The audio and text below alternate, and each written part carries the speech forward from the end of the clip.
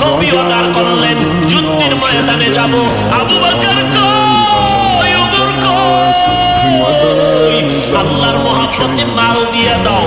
ওমর দৌড়ায়, আজকে বেশি মাল দান করব, নবীর মহব্বতের দোয়াটা পেয়ে যাব। ওসমান গনি দৌড়ায়, আজকে বেশি দান করব, এক নাম্বার দোয়াটা পেয়ে যাব। ওমর দৌড়ায়, হযরত আলী দৌড়ায়, মাল দিয়া নবীর সামনে হাজির।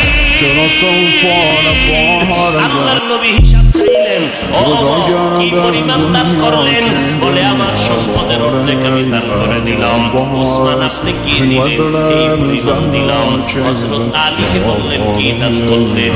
এই পরিমাণ দান করলাম। নবী শেষবারে বলেন আবু বকর আপনি কি দিলেন? আবু বকর চোখের পানি টাকা পয়সা সম্পদ নাই,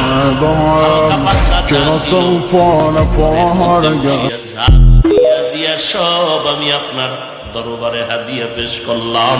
এখন আমার ঘরে কোনো মাল নাই, আমার আছে এখন আমার আল্লাহ আর আমার মদিনার নবী ছাড়া আমার কেউ নেই।